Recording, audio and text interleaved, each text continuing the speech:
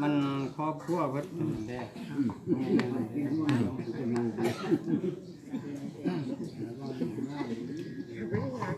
สาธุนะโมตัสสะภะคะวะโตอะระหะโตสัมมาสัมพุทธัสสะนะโมตัสสะภะคะวะโตอะระหะโตสัมมาสัมพุทธัสสะ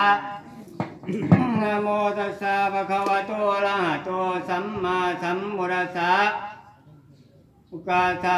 สาผงคาทั้งหลายทั้งยิงทรายเนื้อน้อยทั้งคอยคาเลทาสาทั้งลุงตาเลพ่อแม่ทั้งเท่าแก่และชาวเมืองมีศรัทธาเงืองคำผอมเจออ่อนหน่อมโมทนาบางพองมีเงินคำตามแต่ใดบางพองมีดอกไม้เลรูปเพี้ยนเจอชาเสียนทงซื่นยกเงินผอมกันมา ถวายบูชาเวียนเจแก่เจ้ากู้ตนอยู่เหนือหัว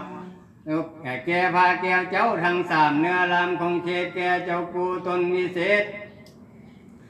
ก็หักแล้วบริวารก็คาแลบารณีผงคาทั้งหลายจึงผอมกันคนคอยหาเครื่องอมิสะบูชาภายเนื้อและภายนอกเครื่องอมิสะบูชาภายเนื้อนั้นคือว่าขันทั้งหากับชีวิตและปฏิบัติส่งแห่งผงคาทั้งหลายจึงพร้อมกันคนคอยหาเครื่องอมิสะบูชาภายนอกนั่นคือว่าขันเขาตอกดอกไม้แลทูบเทียนมาคูเรียนพำพร้อมบวยอ่อนหน่อมนำมาย่อเสือขันตั้งไว้และมันแยงแบ่งออกเป็นหาโกธาปฐมาโกธากันทวนหนึ่งนั้นผงคาทั้งหลายขอถวายสมมาบูชายังคุณพระพุทธเจ้าตนเป็นครูภัยโพธิ์ยังสัตโลกเนืองน้องทุติยาโกธากันทวนสองนั้นผงคาทั้งหลายขอถวายสมมาบูชายังคุณพนวโลพุทธาละธรรมเจ้าเก่าดวงงามโกติยาโกธากันทวนสามนั่นผงคาทั้งหลายขอถวายสมมาบูชายังคุณพระอริยสังฆเจ้าทุกองค์ควรทีโกธากันทวนสีนั่นผงคาทั้งหลายขอถวายสมมาบูชายังคุณพระบทและพระบาททั้งพระธาตุและเจดีย์ทั้งพระสีมหาโพธิ์อันตั้งอยู่เนสกละสมภูดูตะการงามแดงละ ปัญจโกธากันทวนหานั้นผงคาทั้งหลายขอถวายสมมาบูชายังคุณเทพบุตรเทวดาพระญาอินพญาพรหมพระญายมมาลาถาวจตุโลกบาลทั้งสี่กับทั้งนางธรณีผู้เป็นเข้าเป็นเจ้าชื่อของทานร้อนเป็นการอันโหดมากหูแล้วหักหลงลืมในวันคืนแลเมื่อเช้าโทษแต่เข่าภายหลังบ่อาจคณนาสังขญาลำดับใดอันหนึ่งหล่อนก็เป็นผัวเมียกันก็ยังได้คืดเกียดยามเมื่อตกแต่งเป็นทานคือว่าอุ้มลูกหลานเข้ามาเนื้อเขตอันหนึ่งหล่อนว่าได้กินของทานตนวิเศษลืมเวรอันหนึ่งหล่อนว่าได้กินของเวรลืมบอกอันหนึ่งหล่อนว่าได้ยอกเจ้าตนมีศีลเจอยินดีซอยจอดอันหนึ่งได้ปากโคตรลืมวาจาละสัญญานอนหลับเลยเขตหลับลืมเพศเมื่อฟังธรรมอันนี้มันก็เป็นของบ่อยำและประมาทบ่สาลาด้วยวาจาอันหนึ่งได้ข่าหะนินทาพระพุทธรูปเจ้าว่าบ่งามองค์กลางนั้นยังสูงซาน้อยองค์น้อยนั้นยังต่ำพอประมาณองค์กลางนั้นยังนาซอยโสดองค์เยือนั้นยังนาโพดบ่เสมอกันสังฆะเลนโตอันหนึ่งหล่อนว่าได้เที่ยวไปมาทุกคำเสาญามเมื่อพระสังฆาเจ้ารับนอนซาดงตื่นนาโบซื่นนิ่งนอนเจอวิงวอนพืชเกียดอันนี้คอยจะเป็นบาปหายเบียดเบียนตนแก่ผงมนุษย์แรงลาอันหน่อมนาต่อโมทนาผงคาทั้งหลายขอถวายสมมาบูชายังโทษแห่งผงคาทั้งหลายแลผงคาทั้งหลายทั้งยิงสายแลเล็กน้อยยังลาหอยยอบใจกันเป็นอันนั้นพดปีบสงัดทีเมื่อฟังธรรมบางพองยังขับลำเลเป่าปีทุก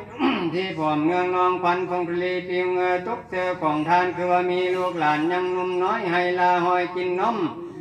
บางพองเลยลานมเข้ามาเนื้อเทศทำเพศเปี่ยงมากายอันหนึ่งหล่อนว่าผงคาทักได้ทมนำลายแลบนปากอันหนึ่งหล่อนว่าได้คายขี้เหงื่อมากแลเคาะขี้ยาควันในวันคืนแลเมื่อเช้า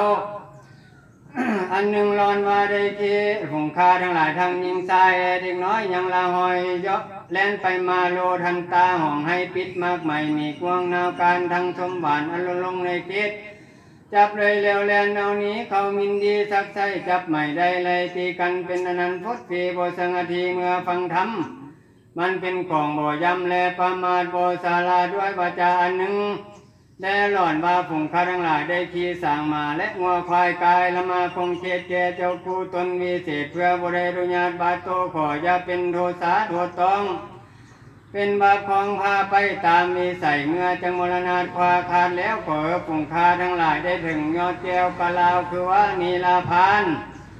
ปาการหนึ่งร้อนว่าผงข้าทั้งหลายได้นางศาสตร์และอิงเสาได้ปินหลังแดปินค้างอันหนึ่งหลอนว่าได้เหยียดขานยาเมื่อพระสังฆเจ้าทรงเทศนาธรรม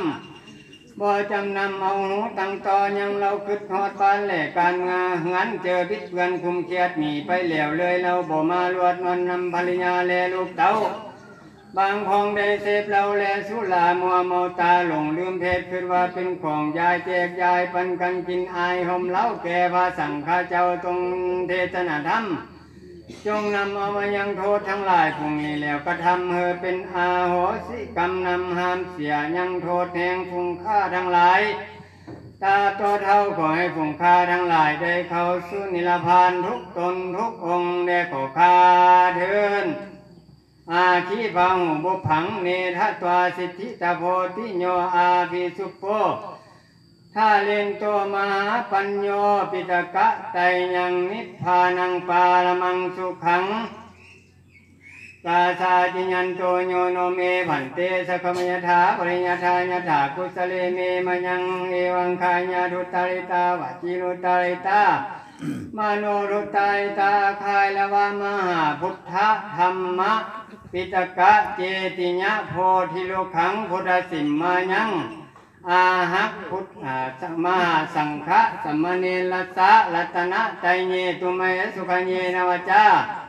ปามัทาลมาเตสังเตสุเมผันเตอาจิยันโตปริคันนันทะขปรายันติงผันเตสังมรยากายะกัมมังวาจีกัมมังมโนกัมมังสภาปปังมินาสันติอาสันติจะโทสังอนาคตาโรสังยังโทสังสัพพังโทสังธัมมาธโนวินาสหสกจะกุลุคลาภาปนาจิตังเจตนาโนอัมหากังทิคลตังอัฏฐายะหิตายะสุขายะกัมมะคะนิพพานะปัจจโยโหตุโนญาติปาติกรรม